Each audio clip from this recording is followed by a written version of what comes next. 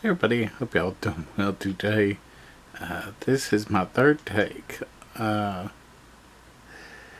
uh, my DVR gave me an error message saying part of the this might not be there, so I had another copy recorded, and it was showing only 13 minutes. So I guess. Anyways, this is for The Walking Dead.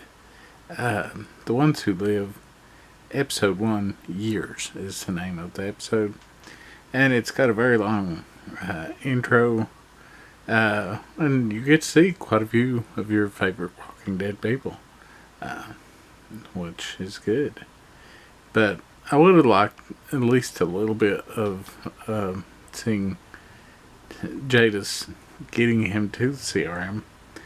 But maybe that'll be in another episode.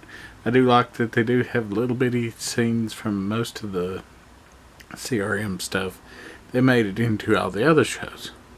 I mean, like World Beyond is basically all CRM. We start out with Rick in his apartment, and it's just kind of a dour, depressing vibe. And he's thinking about killing himself. And what a way to start off, just what a way to start off a new show, especially when you've been waiting to see his character for 5 or 6 years. And then they go, right to Rick in the uniform that he was in when we saw him on the last episode of the main show. And they're culling walkers to keep them from burning up corn. And Rick's ran off so many times they have him on a wire. Well, Rick don't like that, so he cuts his hand off. And it's one thing that really made me happy. I always wanted Rick to cut his hand off. Well, have his hand cut off, because it's cut off in the comics. And, it took all the way till now, but at least they did it. And I don't know why they couldn't have done it the way that they've done it on this. But I'm glad that it finally came off. There's these hallucinations or dreams that he has where he gets to see Michonne. They're both in a park. They're enjoyable. I could see how some people that want total action would be annoyed by them, but I like them. Maybe I'm just getting old. Yeah, then you get to see a little more of the CRM, and you get to see Rick calling more walkers with one of the iron rods that they used in World Beyond. And you meet Okafor, and he's like Rick's next line, next chart, the guy over him. And he pisses Rick off. And of course, Rick goes on a killing spree and kills a bunch of walkers. And one thing that tickles me is the people in the background. It's kind of like, like a rap battle or something. They're all just kind of really excited. And I thought that was a really cute touch. But Okafor, Rick's got this. I can't remember the guy with the Mexican sounding name. But he's got this one friend that's going into the city because really Rick and them, they're on the outskirts of Philadelphia, and to get into the CRM, they have to let you in. But his friend's going in, and it's funny. They gave a lot of small clips of this, and taking them out of context, you really don't. You think they go with other things, but that's how it usually goes. Anyways, Rick decides to join the military because he does respect Oglethorpe, and he's got a friend. I cannot remember her name. I think it's I want to say it's Pearl, but I know that's not her name. Uh, anyways, this is not too bad for one of my reviews. Anyways, they've both been together, not like in a relationship, but friend-wise, since he's been in there. And they get lots and lots of training. And I never thought we'd see Rick flying helicopters and stuff, but yes.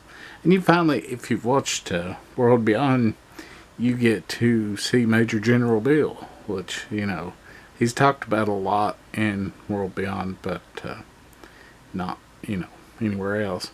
And Rick gets a prosthetic hand with a blade in it, so it's kind of like Merle, and that's a weird callback for Rick, but, I can just see if they do ever have a Rick and Daryl reunion, he'll be able to give Rick a hard time about that. Yeah. This is going to be a long video because there's so much in this. It's, I was not expecting it to be nearly as rich of an episode as it was. But now we have some more of Rick and Michonne and him dreaming. And Oglethorpe takes Rick, and I cannot remember her name, but takes him out and tells him, they are not supposed to be in the military, and that, he wants to use them to help change the CRM in a good way. And I think he can see that Rick, even though he's crazy, is inherently good to a certain extent. And then Rick and her have a discussion, and yeah. And commercials again. That's one reason I like watching these on AMC Plus. You don't have commercials, so it goes a little bit faster. But I just didn't feel like doing a review yesterday when I watched it. But yeah, Rick, getting drained up, and then he runs into Bill, and it's kind of a weird, boss, like subordinate type thing.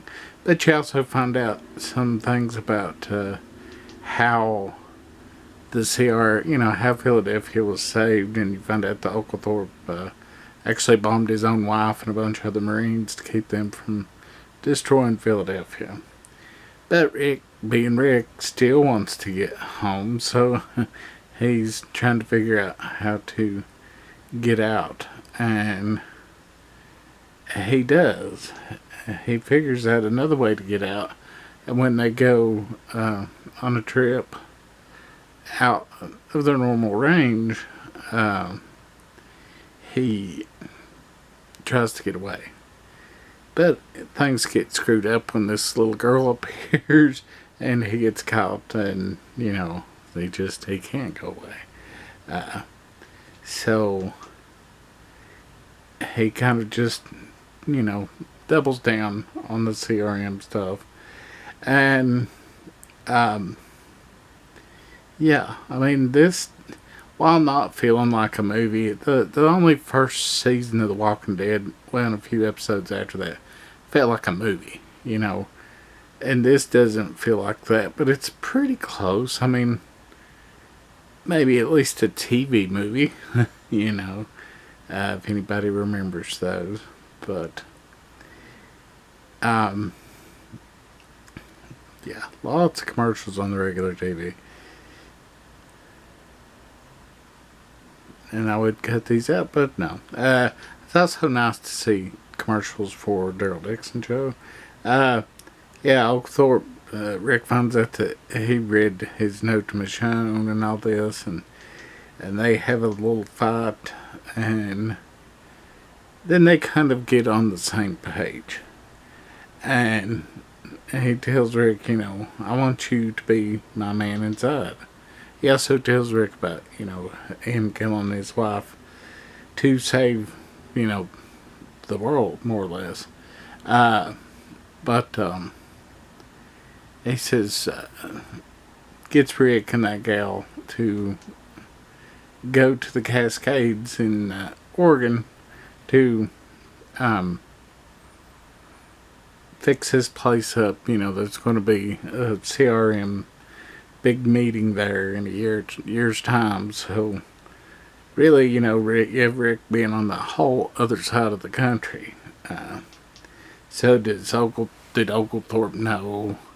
That's around the time period on World Beyond when Campus Colony goes and when Omaha gets destroyed. So, did Oglethorpe know about that, or were they keeping that from him? It's also secrets upon secrets upon secrets, in the show. But near the end of here, you see on the TV that Omaha's been destroyed, and Rick and I wish I could remember her name, but Rick and that gal, discussing it, and then Rick tries to kill himself, and then he just gives up on family. He throws all the things away, and of course that's where this stupid thing cut off. He throws all the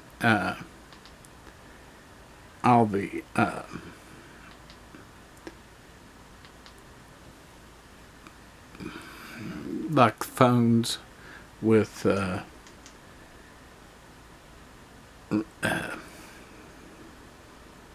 Michonne and Judith and stuff. He throws all that stuff away and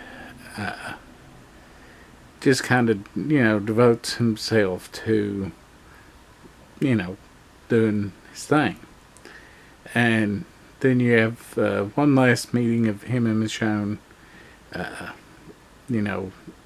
at the park in his dreams.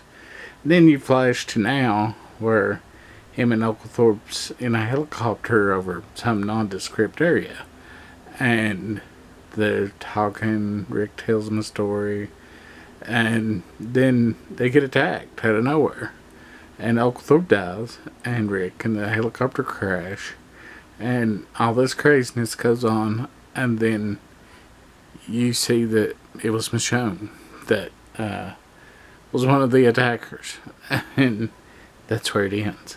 I have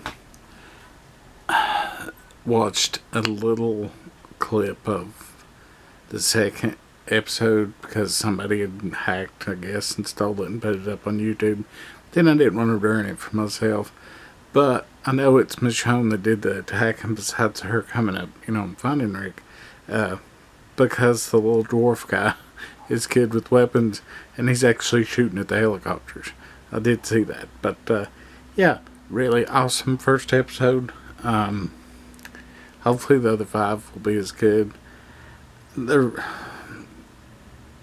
I always distrust any reviewers because, most of them marginally like a show at best. They're doing it for a living. And I mean, they're probably great for people that will just marginally watch the show. But if you're a big fan, I think you appreciate it in different ways. And, maybe, someone else might not enjoy it like you would. But, yeah. That's all I have. I know this is going to be longer than hell. We'll see you all next week.